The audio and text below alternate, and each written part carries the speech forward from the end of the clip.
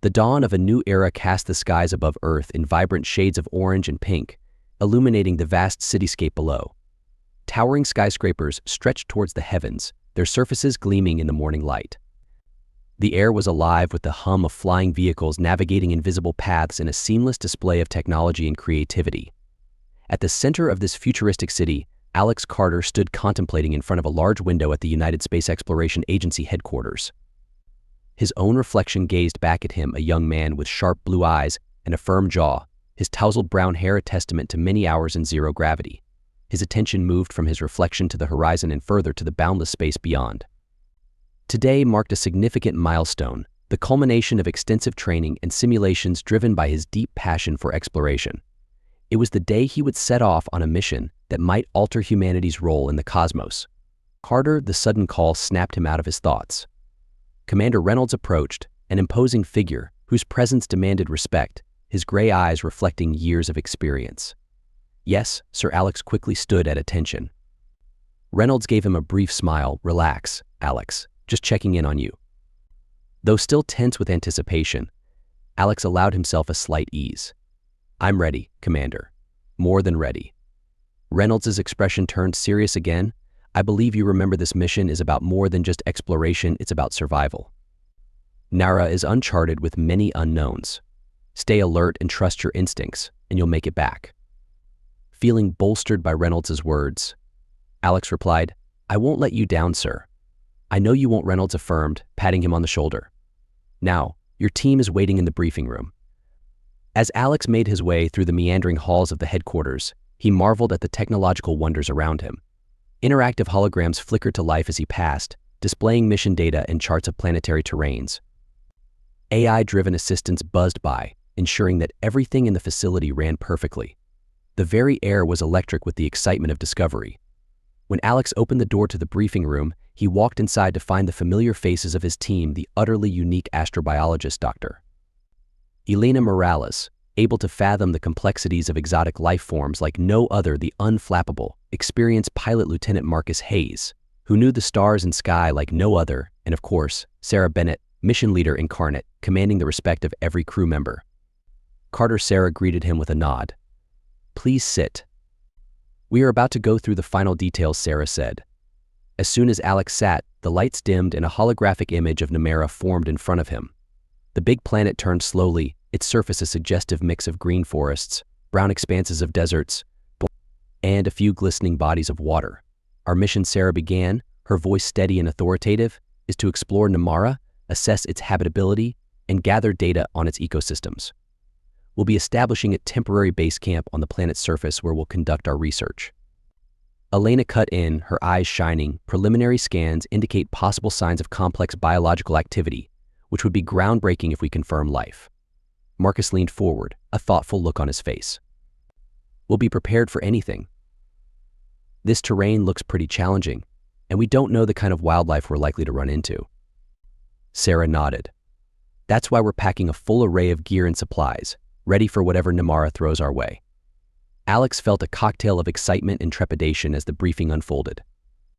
The unknown lay ahead, vast and uncharted, but he was ready to step forward, take on the challenges of the extended human frontier, and plunge into the vast depths of the cosmos. Hours later, he stood at the launch pad, took a deep breath, and looked up at the towering spacecraft. The silvery, sleek vessel gleamed under the floodlights, a testament to human engineering and the spirit of exploration. His heart pounded with anticipation as he climbed aboard, joining his team in the cramped but familiar confines of the cockpit. We're ready for takeoff, Marcus reported, his hands moving over the controls. The intercom crackled with Sarah's voice, all systems go. Initiating countdown. Alex's hands gripped the armrests as the countdown started.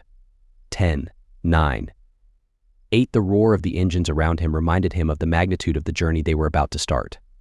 3, 2, 1.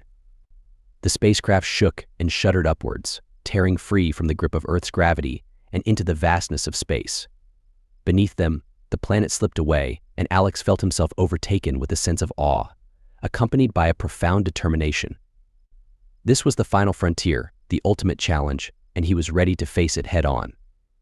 Little did he know that his journey would take him far beyond the edges of the known world, to a place where he would experience wonders and dangers alike, far beyond his imagination, to a place where he would forge friendships through time and space and learn what it truly means to have courage and love. The adventure was just starting. Chapter 2, Mission to the Unknown. The sun was just peeking over the sleek metallic horizon of Earth's largest spaceport, casting long reflective shadows over the bustling tarmac. Technicians in pristine white suits were running around like busy ants by the towering figure of the starship Odyssey, their movements nearly choreographed. The hull of that ship gleamed, showing the scars of other journeys a long dent here, a scratch there testaments to humankind's determination to reach for the stars. Alex Carter stood at the bottom of the boarding ramp, gazing up at the ship that had been his home and his challenge. His heart raced, all excitement mixed with a certain amount of dread. To him, this was not an ordinary mission. This was a much different place, a world of promise and peril in equal measure, which was waiting for him, the mysterious distant world of Namara. "Ready for this, Alex?" came the voice, one he knew well, one he wanted to press his body against and into his own. Commander Evelyn Ortiz, with her sharp eyes, looked him over with a mix of pride and concern. "As ready as I'll ever be," Alex replied with a smile, assured even though he couldn't really shake off all the nervous energy that lay in wait just below the surface. Evelyn clapped his shoulder. "Just remember, we've trained for this. You've got the best team and the best ship. You'll make history out there." Alex nodded and turned to walk up the ramp. The steady hum of the engines grew louder with every step he took. Inside, the Odyssey was truly a work of modern engineering. The walls of the corridors were lined with advanced systems and displays, each blinking with data and updates. The AI aboard the ship, Athena, chimed in with a soft greeting. "Good morning, Lieutenant Carter. All systems are operational. We are on schedule for departure. Thanks, Athena." "Let's make sure we stay that way," Alex replied, as he kept moving toward the cockpit where his crew was already assembling. It was a beehive of activity star charts, system diagnostics, mission parameters, a world alight on screens. His fellow masters in their field were gently settling into their work. Dr. Lena Jaya, the head scientist of the mission, was carefully adjusting the sensitive sensors meant to study Namara's atmosphere. Mark Harris, the pilot, was going over the pre-flight checks with fingers that flew over the controls in a practice dance. "All set to go," Alex Mark said, looking up from his console. "We can do this," Alex said, latching himself into his seat with a deep breath. The countdown had begun, each second echoing in Alex's mind like the beat of a drum. The gargantuan engines of the Odyssey began to shake alive in the darkness, their force sending vibrational ripples through the rest of the ship. The thrust pushed Alex backward into his seat as the ship began its ascent, first through Earth's atmosphere. Eerily, it was almost with grace considering its size. As they left the grip of the planet's gravity, the vast emptiness of space opened itself to them. The stars shone, studding the blackness like diamonds on a piece of black velvet, and Earth disappeared into a blue and white marble behind them. Alex felt a wave of homesickness but quickly replaced it with great excitement. Their course to Namara was well charted through the galaxy, avoiding all known dangers and the innumerable subtle tugs of gravitational forces. Soon, a routine began to settle as the crew members assumed their individual patterns of work, rest, and preparation for the tasks ahead. For Alex, this meant burying himself in maps of Namara, poring over the geography of the planet, and forming theories about possible perils in store. Weeks passed, each slowly blurring into the next until days on the Odyssey took on a momentum of their own. The hum of the engines became the backdrop of their lives. Comfortable and constant, correspondence with Earth became more infrequent, and the distance between them seemed to stretch out immeasurably. Yet each transmission was a lifeline back to their home planet. At last, after many days, Namara appeared on their screens, a multicolored, swirling orb hanging in the void. The surface of the planet presented itself as a jigsaw of reds, blues, and greens, covered by immense deserts, thick forests, and great oceans. It was an interface both beautiful and intimidating, a world that had never felt the touch of human feet. "Beginning descent sequence," Mark reported, his voice steady but threaded with anticipation. The Odyssey shuddered as it penetrated Namara's atmosphere, blazing under re-entry heat. The view through the viewport showed the hull of the ship scintillating with fire on all sides. Alex's stomach churned like a coil ready to spring, his heart pounding in his chest. "Steady, everybody," Sarah's voice crackled over the intercom. "We're almost through." The surface of Namara became visible in stunning detail as they broke through the cloud cover. Towering mountains cast long shadows over lush green valleys, rivers of liquid crystal winding their way through alien landscapes. It was the overwhelming beauty of the planet in that one instant. But there was no time to bask in it. The mission was just beginning, and the challenges of this new world awaited.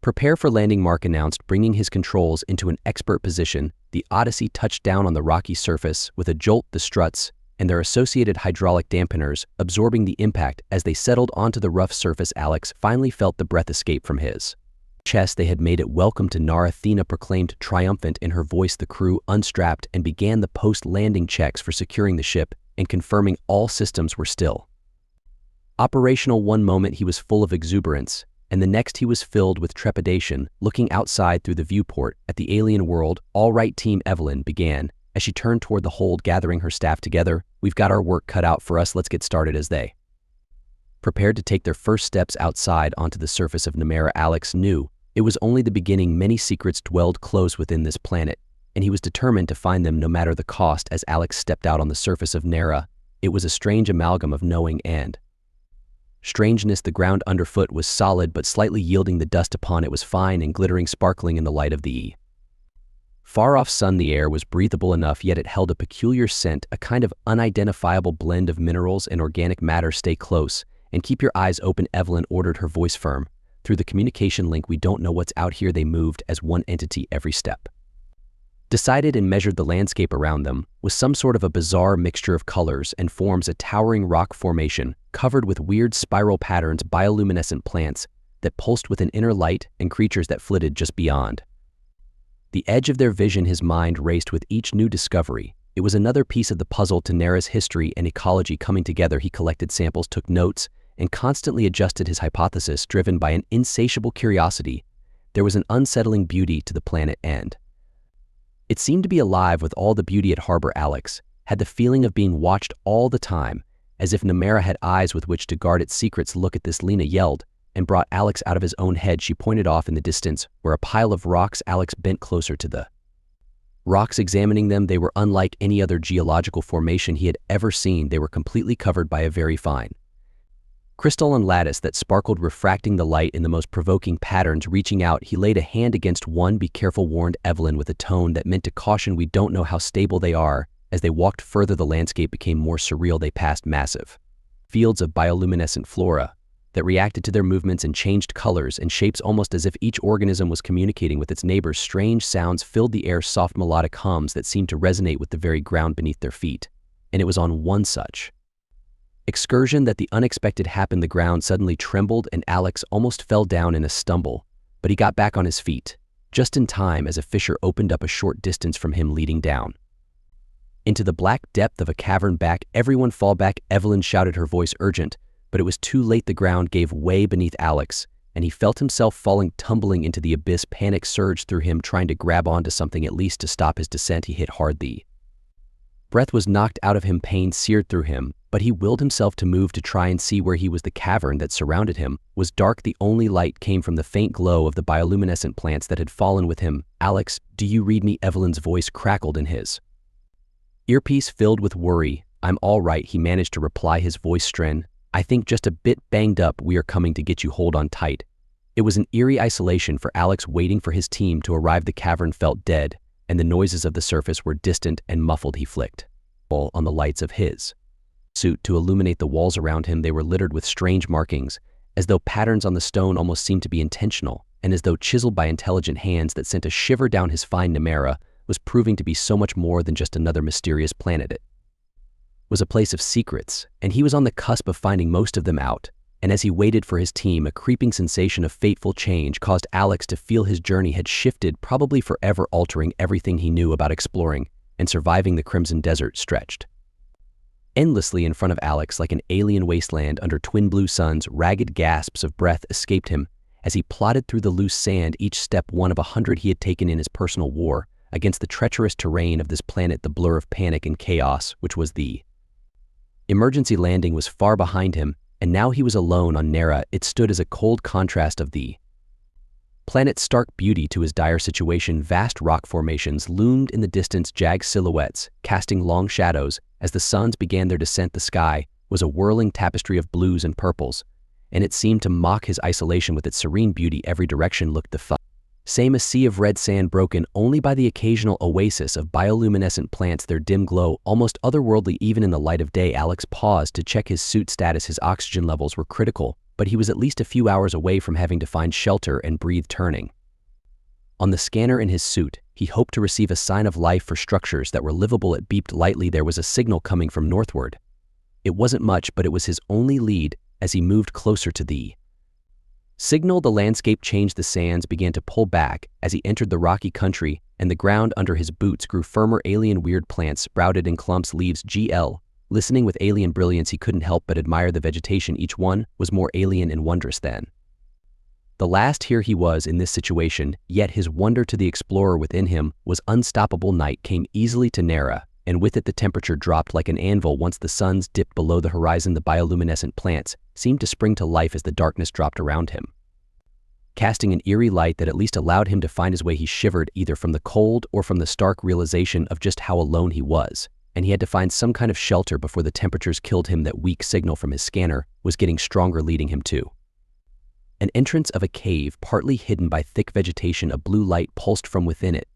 It was warm in promise and safe for the night. Alex hesitated only a moment before pushing aside the planned glance and stepping inside. It was a wonder of itself, this cave. The walls were all lined by the softly shining crystals, and the space was thereby filled with a light that caressed everything it touched. The air was warmer, breathable, and rich with a slightly sweet smell. Alex raised his visor and took a cautious breath. Relieved that the air was clean and refreshing, he made a makeshift camp and set a small fire with the rest of his survival gear. The dancing flames threw long shadows on the walls of the crystal light. He finally sat down for the night.